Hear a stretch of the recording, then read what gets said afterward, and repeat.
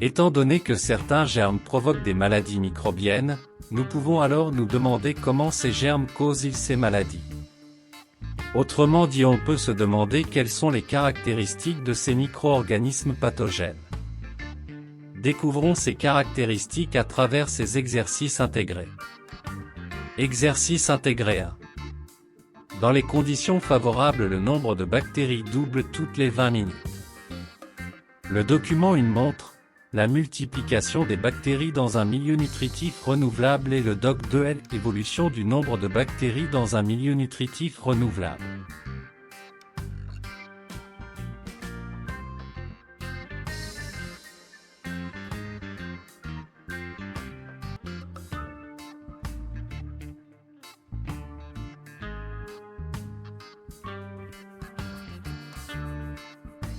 Question 1. Comment se prolifèrent les bactéries, doc 1.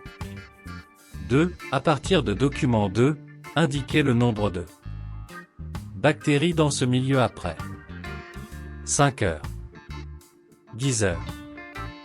3. Conclure le danger de la prolifération de ces bactéries qui contaminent l'organisme. Réponse 1. Les bactéries se prolifèrent par division cellulaire directe.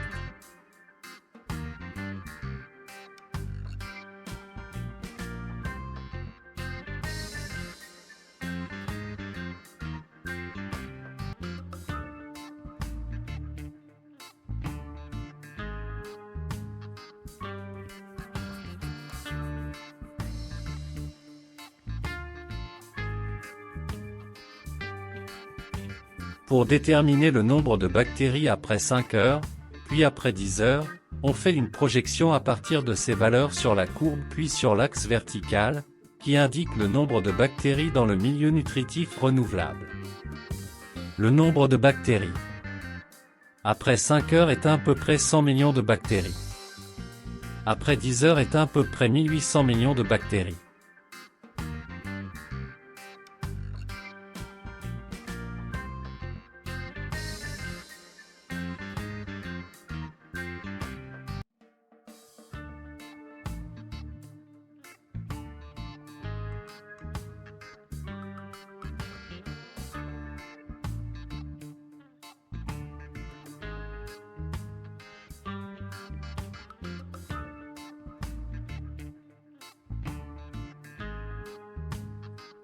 Après contamination, les micro-organismes pathogènes trouvent dans l'organisme des conditions favorables, température, humidité, nutriments, pour se reproduire. Il s'agit d'une infection. Soit la bactérie se reproduit activement et envahit tout l'organisme, nous parlons dans ce cas de septicémie. Soit la bactérie produit une substance toxique, appelée toxine, qui se propage à travers le corps et on parle dans ce cas de toxémie. Conclusion, dans un milieu convenable, les microbes se multiplient de façon rapide et importante, provoquant des maladies plus ou moins graves.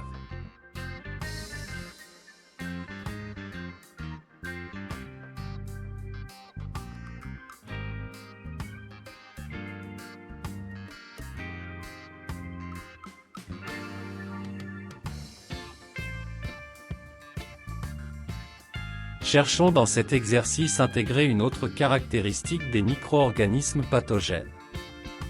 Le tétanos est une maladie grave et mortelle qui cause la mort de milliers de personnes chaque année à travers le monde, causant une paralysie musculaire et des contractions douloureuses. Le bacille du tétanos en cause est une bactérie anaérobique. Afin de comprendre le mode d'action du bacille du tétanos, nous analysons les expériences ci-dessous. Question 1. Expliquez les résultats des expériences.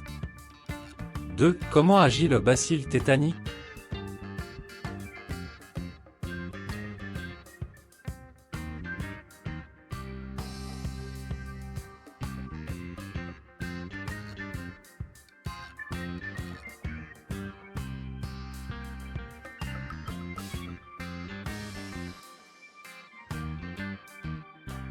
Dans L, expérience 1, on injecte au groupe 1 1 cm3 de bacille tétanique. Le résultat est l'apparition des symptômes du tétanos et la mort de la souris. Comment cela peut-il être expliqué? Les souris du groupe 1 meurent parce qu'elles se sont fait injecter le bacille mortel du tétanos.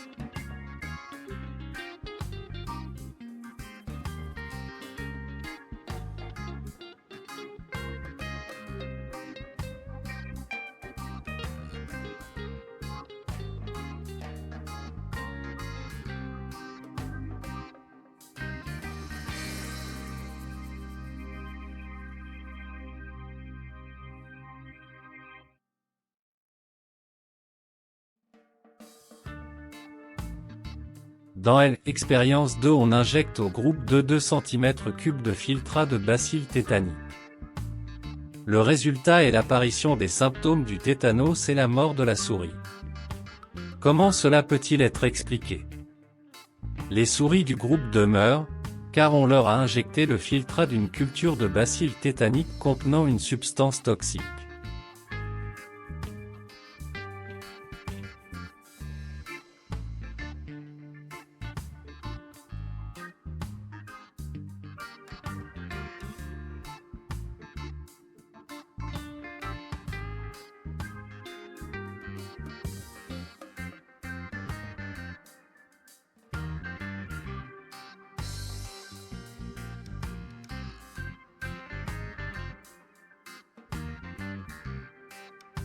Dans l'expérience, on fait l'injection de 2 cm3 de l'eau distillée et stérilisée.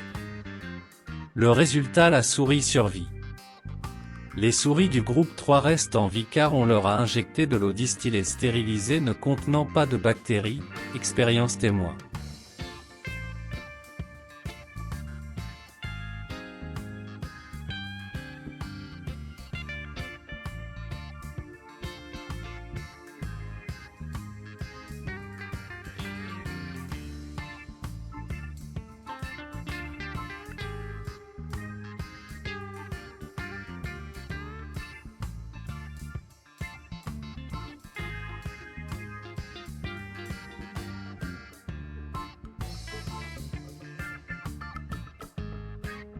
On peut déduire que le bacille tétanique sécrète une toxine qui passe dans la circulation sanguine et s'attaque au système nerveux.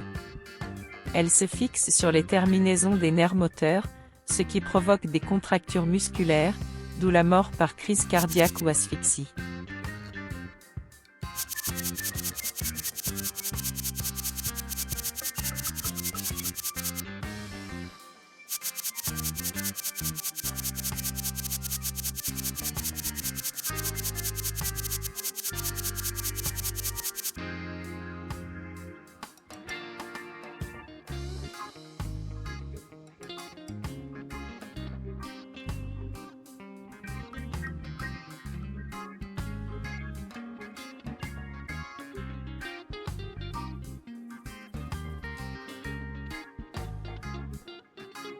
Découvrons à travers cet exercice intégré une autre caractéristique des micro-organismes pathogènes.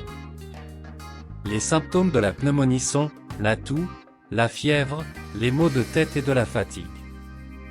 Cette maladie est causée par des pneumocoques qui se trouvent dans la nature sous deux formes. Pneumocoque à capsule.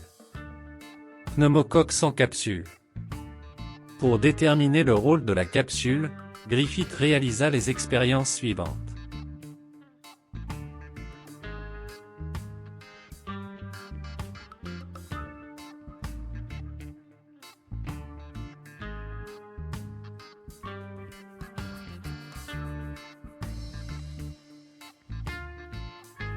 Question. 1. Expliquer les résultats des expériences.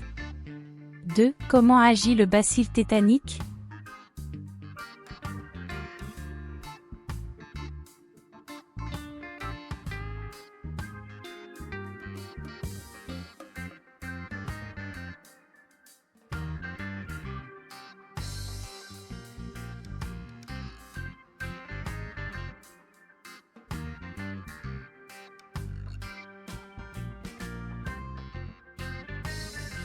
Dans la première expérience, on injecte aux souris des pneumocoques à capsule. Le résultat, la mort des souris après apparition de symptômes de pneumonie.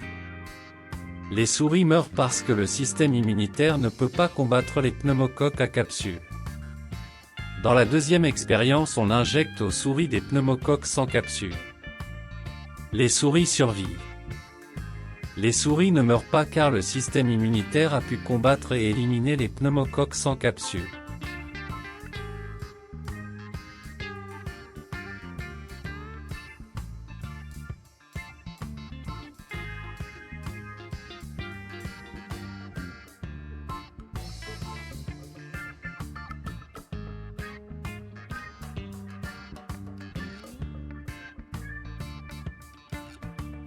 L'élément responsable de la maladie est la capsule qui augmente la virulence de la bactérie. La virulence désigne la capacité d'un micro-organisme à provoquer une maladie chez les êtres vivants.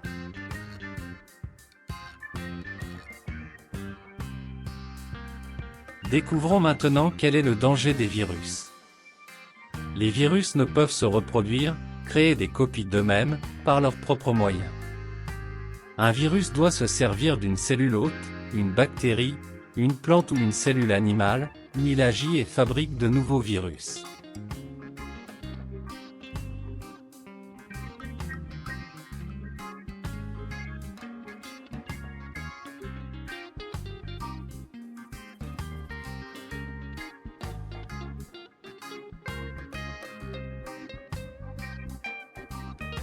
Voici les étapes de reproduction d'un virus. Dans la première étape, le virus se fixe à la paroi de la cellule hôte. À la deuxième étape, le virus traverse la membrane cellulaire de la cellule hôte. Dans la troisième étape, il y a injection de matériel génétique viral dans le noyau cellulaire. Aux quatrième étape, la cellule produit les protéines virales.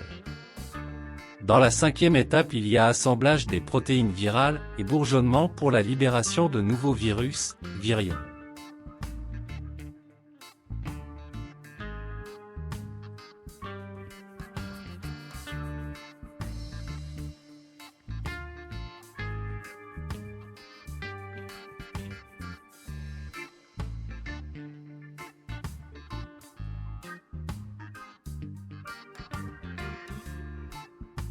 Conclusion, en pénétrant dans la cellule, les virus injectent leur information génétique dans la cellule hôte pour se multiplier, et par conséquent, ils provoquent la destruction des cellules infectées, tissus. Bilan, les micro-organismes sont caractérisés par la multiplication rapide, lorsque les conditions sont favorables, température, humidité, nutriments, les micro-organismes se multiplient causant des septicémies. La sécrétion de toxines, quelques bactéries sécrètent des toxines dans le sang et perturbent le fonctionnement du système nerveux. La possession d'une capsule, quelques bactéries sont munies d'une capsule qui les rend plus virulentes.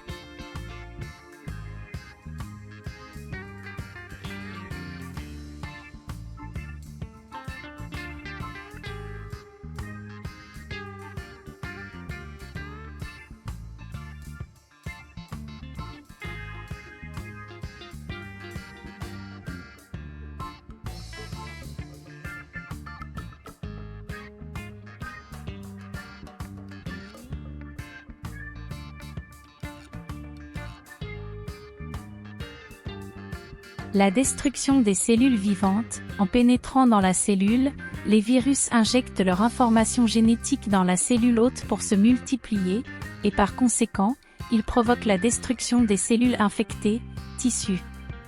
L'évolution rapide des virus, les virus peuvent changer et évoluer rapidement, en se comportant différemment.